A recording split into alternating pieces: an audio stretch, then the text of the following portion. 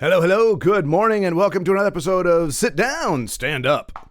I think that's the way to go. I think that's the inflection I need to make this thing work. But anyway, here we go. Episode, I don't know if I'll keep going with episode titles or not, because I am going to try to shorten these down a little bit just for packaging purposes. So I don't know, maybe the episode thing is going to get redundant. We'll see. But I would be remiss if I did not say, May the 4th be with you. It's not really so much, I mean, part of it is a little nod, a tribute to the amazing Star Wars that I experienced from 83, 84 until 1988 or so. So there a little bit of that, but mostly to the wordplay, really. You know, May the 4th. I mean, it's pretty clever. Anyway, I know that dates this episode. I don't care. So where we left off last time, we were in Bridgewater, New Jersey. I was living in Newark with my friend, and he was working in Macy's in New York City. And I was, remember, ostensibly, we both went there to live in New York City and to become a part of the thriving theater ecosystem. So there we are in Newark, very actual distance into New York City from Newark is not that far. But in terms of the transportation loop and all that kind of stuff, it's a bit of a haul. But I went the other way. I went away from New York City to the land of suburbia in Bridgewater.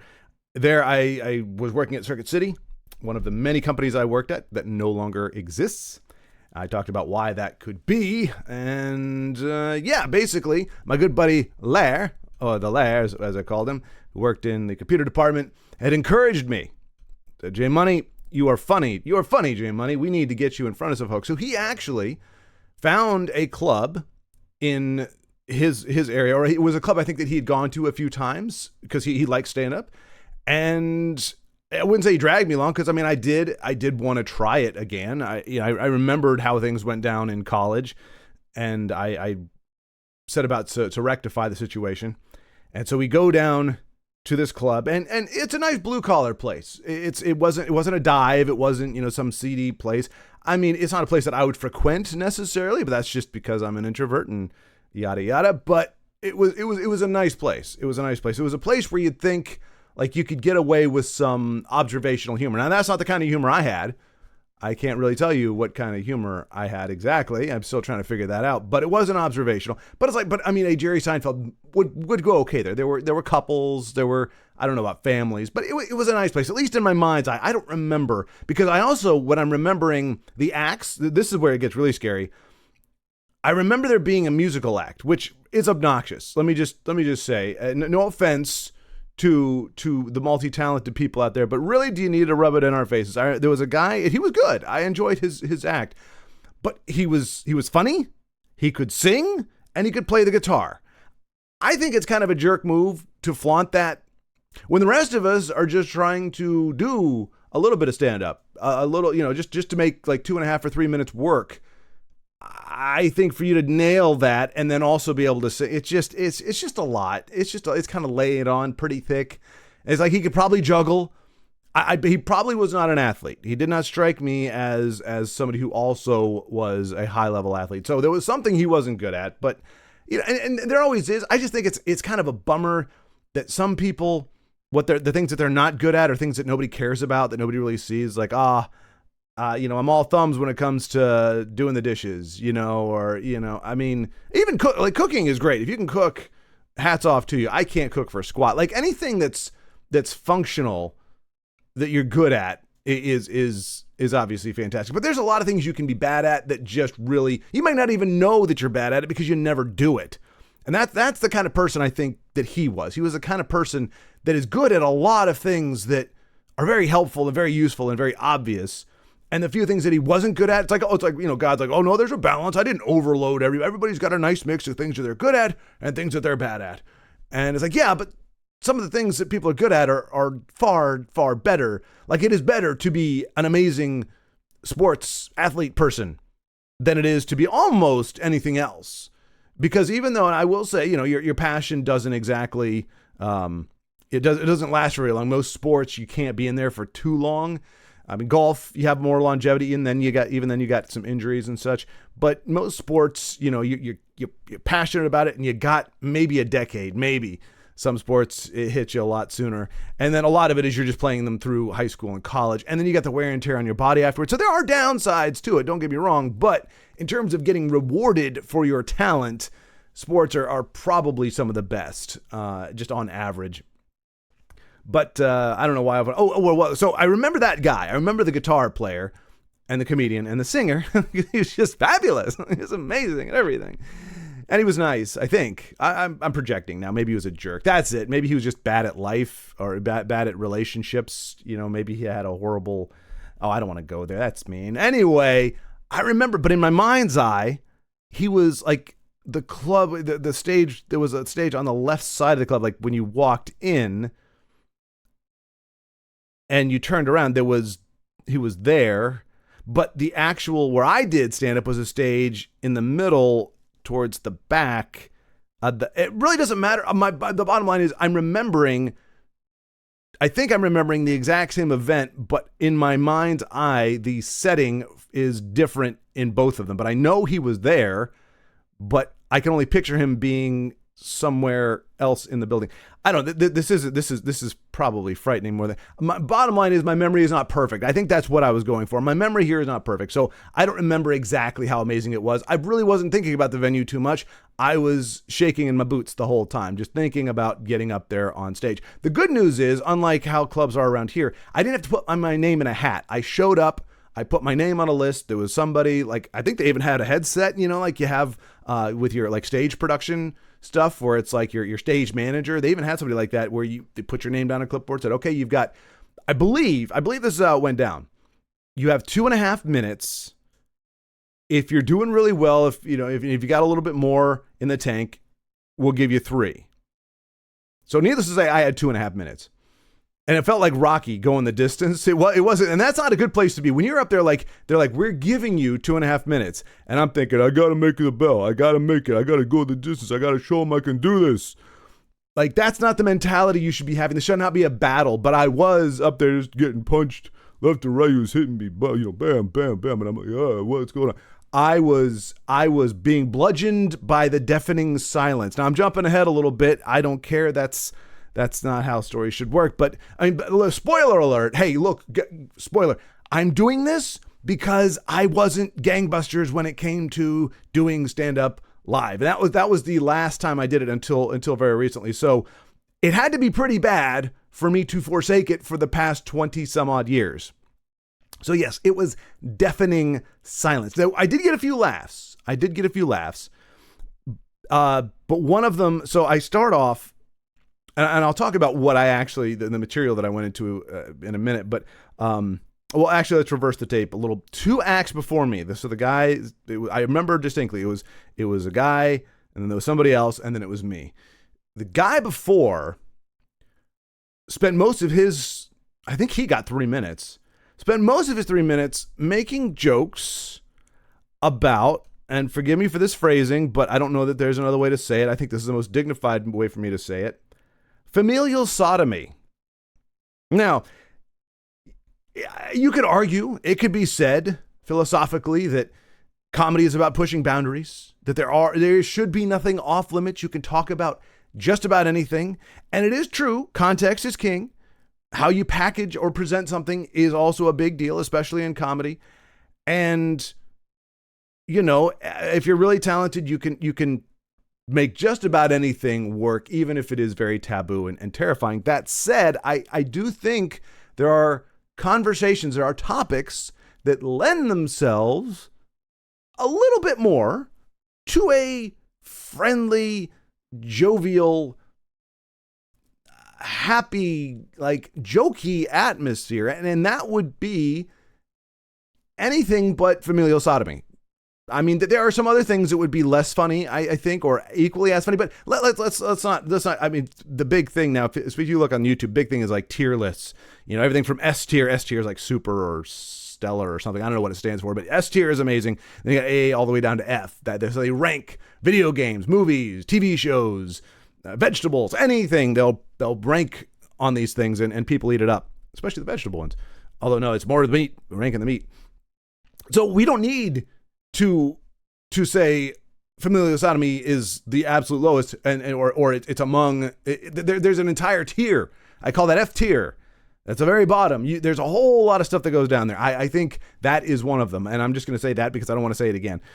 Yeah. So it's just, and it was getting laughs. It was getting laughs. Now, I don't know if that's, again, the guy was just really, really talented and was able to spin this thing to make it really, really funny. If it was shock value, if people were just buzzed out of their brains. I can't remember if Lair laughed or not. I don't think he did.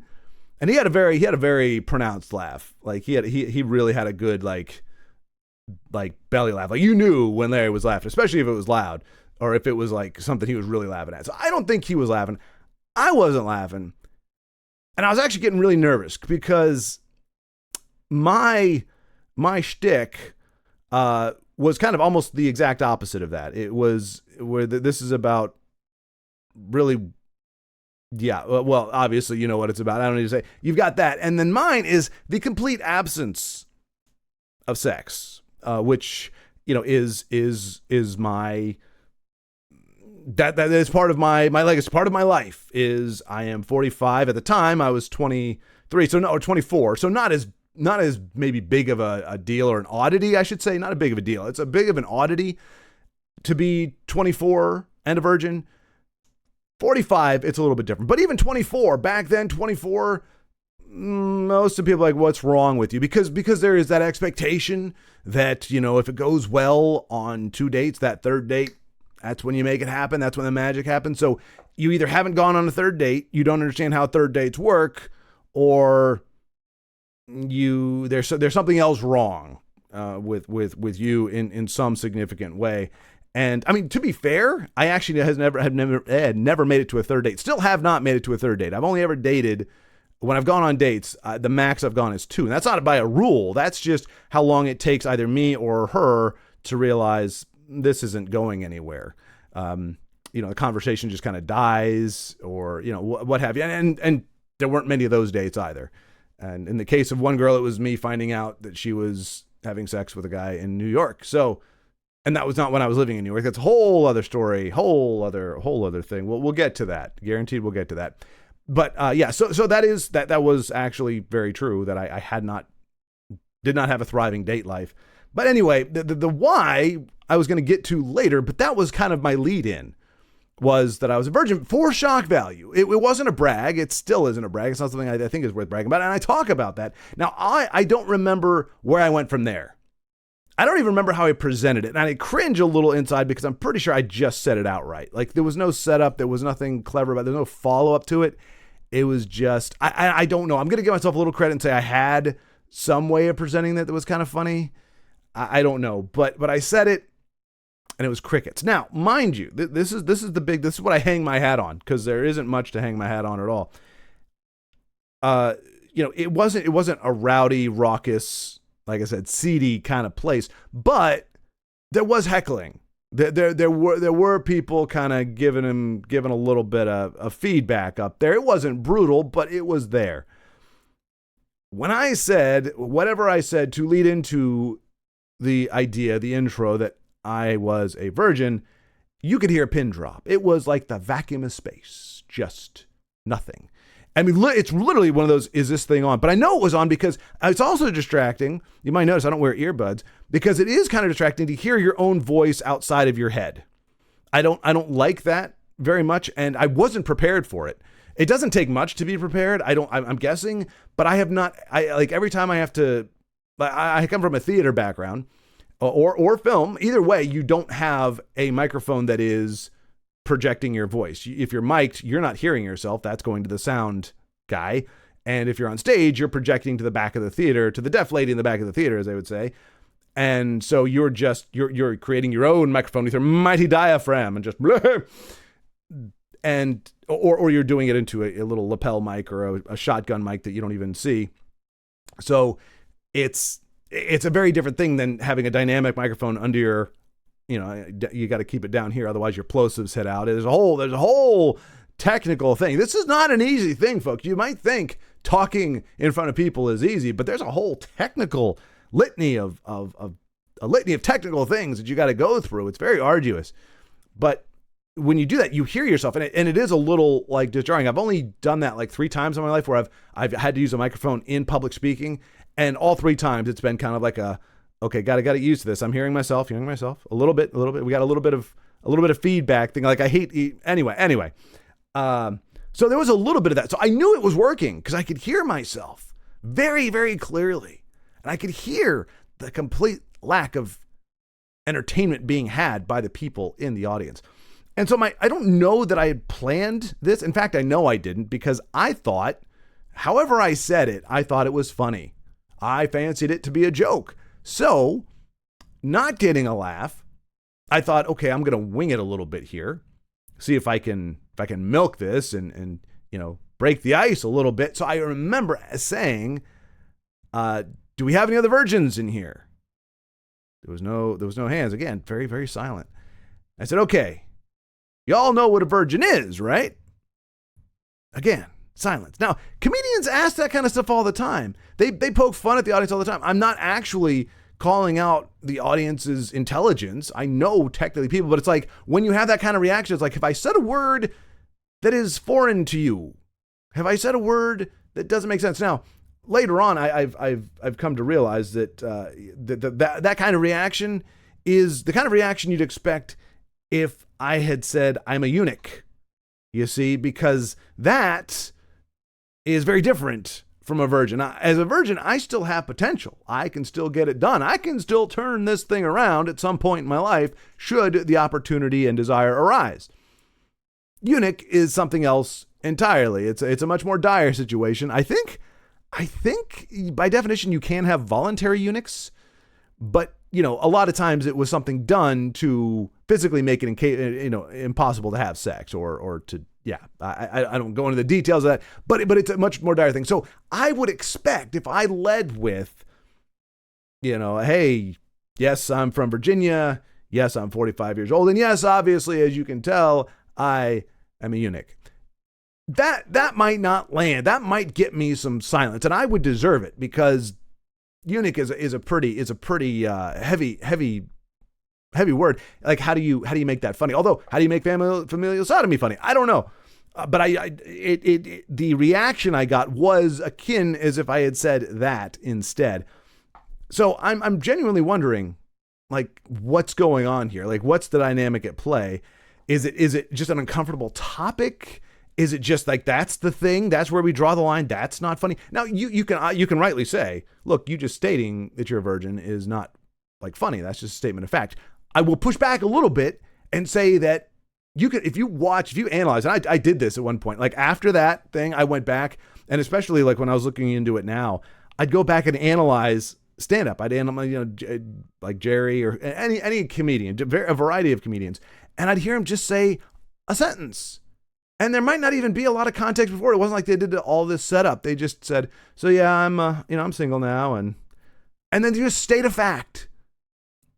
It's a hard dating world out there, something. And it would get a laugh. So like, I know, but it's delivery.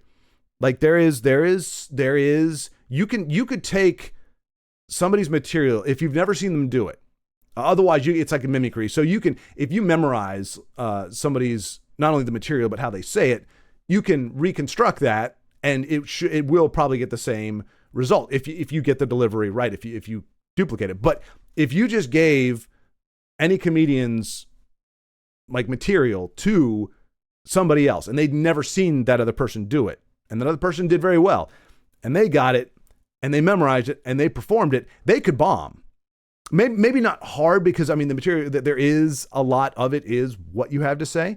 But so much of it is how you say it that, it's not a guaranteed flop, or it's not a guaranteed winner even if you have the right material. So it's one of those things you don't know. If you get that silence, you don't know, was it my delivery? Should I have said, I'm a virgin, or, hey, I don't know. Now, like I said, I'm giving myself credit. I don't think that's how I opened it. I think there was a way I did it. When I did it recently, I did it that way. I said, hey, yes, I'm going to address the elephant in the room. Yes, I am 45 years old. Yes, I am from Virginia. And yes, as you may have guessed or suspected, I am a virgin.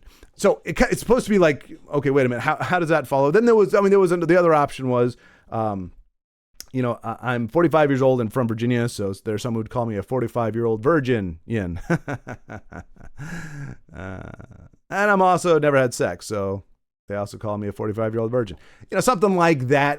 In other words, it may not be good, it may not be funny, but it's not just a statement of fact. It is trying to present it in a way that is amusing, theoretically. But regardless of any of that, when the rubber meets the road, it did not get a laugh.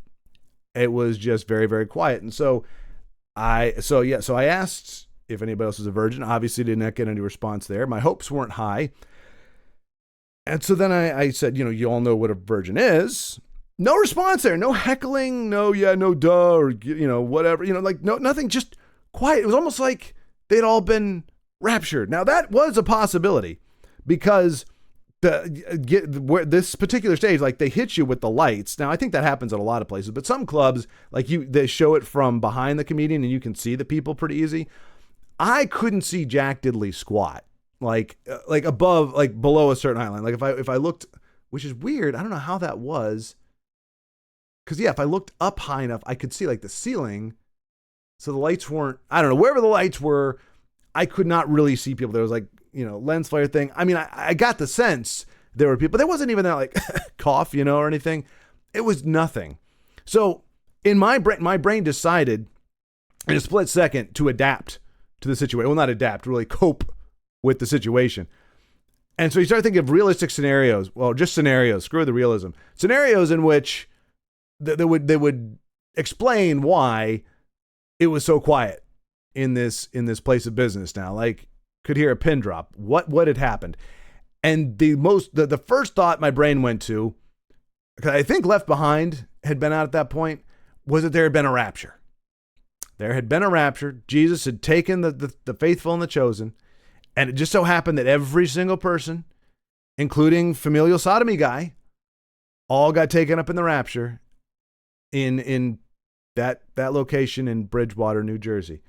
Doesn't seem likely, statistically speaking, but that was where my brain went, because the idea that I had missed out on the rapture, that then in the traditional belief system, I was going to be facing literal hell on earth before dying and then facing hell in hell, that whole scenario was much more easy for my brain to cope with and ingest than it was that I was just bombing that hard. It was a bizarre little mental exercise, or, I mean, that is when people talk about coping or sniffing copium or snorting copium, that is some heavy copium, which does make me a little bit nervous about if any time there really was a crisis or something really bad happening.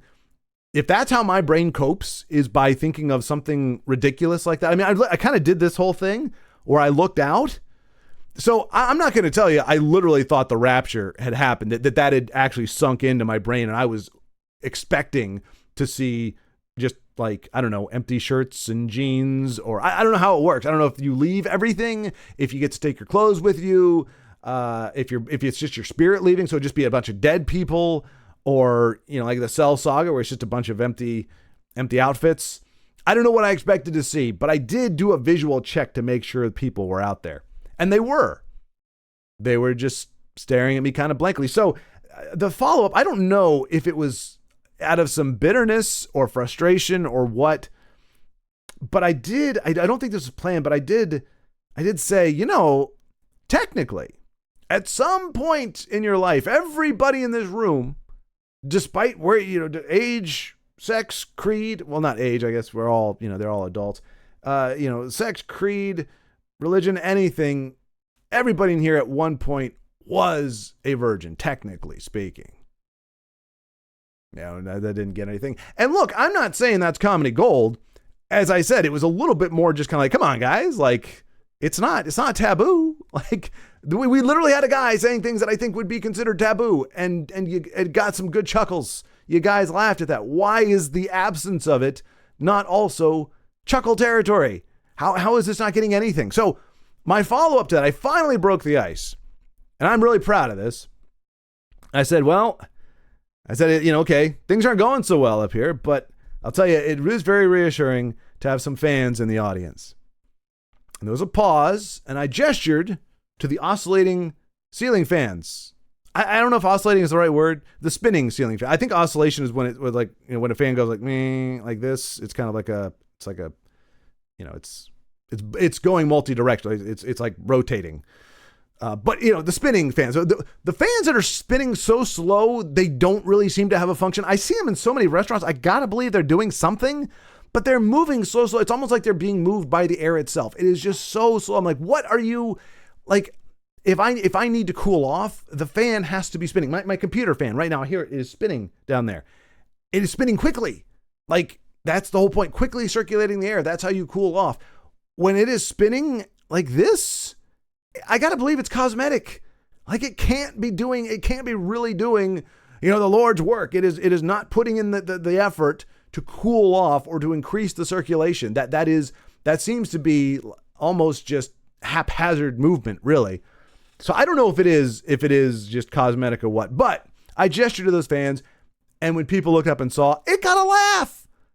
It got a laugh. A really bad pun got a laugh, cracked the ice.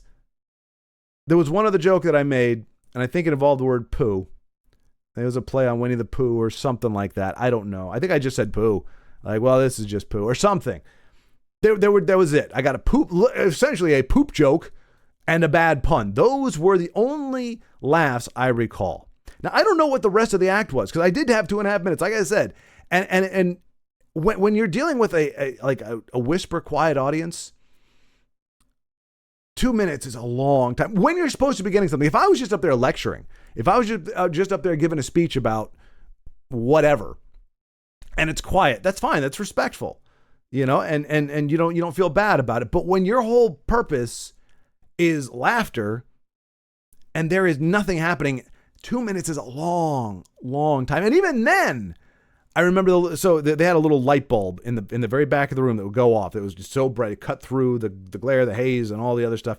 And it was just, it let you know, I think you had 30 seconds left or 20 seconds left. They might have cut me short. I think they did, because I had worked on, I knew that it was 3 minutes. So I had worked on getting it to 3 minutes. And if there's one thing I'm good at doing, well, I mean, if I'm okay at doing, it's making sure I'm within the time constraints. I'm just thinking about this and how when my little timer goes off and says you've got 30 seconds left or a minute left, and I have not been able to wrap it up in time. Okay, so I'm the greatest at it, but I haven't rehearsed anything. I haven't tried to get this into a 30-minute package or an hour package. So there I had the 3 minutes.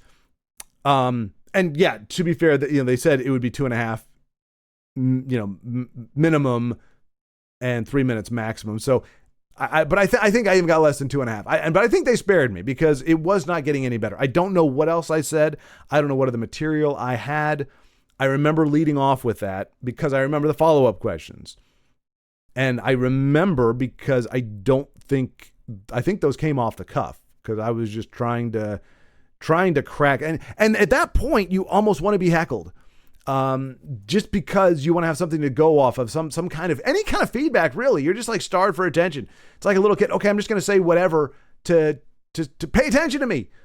And they were paying attention. That was the thing. Like I said, I hang my hat on the fact that I didn't get heckled. So there is the possibility they really didn't understand what I was talking about. Not on an intellectual level. Like it wasn't they didn't know what not having sex was. They just didn't understand how that could be funny or that could be interesting, even if you present it in a way where you talk about how it could be, and I will at some point in here. I'll actually go into it, but yeah, it was just this very bizarre situation of deafening silence, and it was the one of the worst experiences. I think stand-up has a potential for me to be one of the most amazing feelings because I know how it feels to be on stage as part of an ensemble act. I like it to be a part of a play and get that feedback, get the laughs, get the audience energy. I know what that feels like, and it's amazing. So I can only imagine that getting that just being the only person on stage would be exponentially more amazing. But let me tell you, The downside, you got your pros and cons, your upside and your downside. The downside is so utterly painful that it set me back for 22 years. I just would not touch it again. And perhaps it is just not an avenue that I should be walking down, but we will see as this goes on, whether or not there is anything to that. But for now, we're going to wrap this up. And I will see you on the next one. Take care.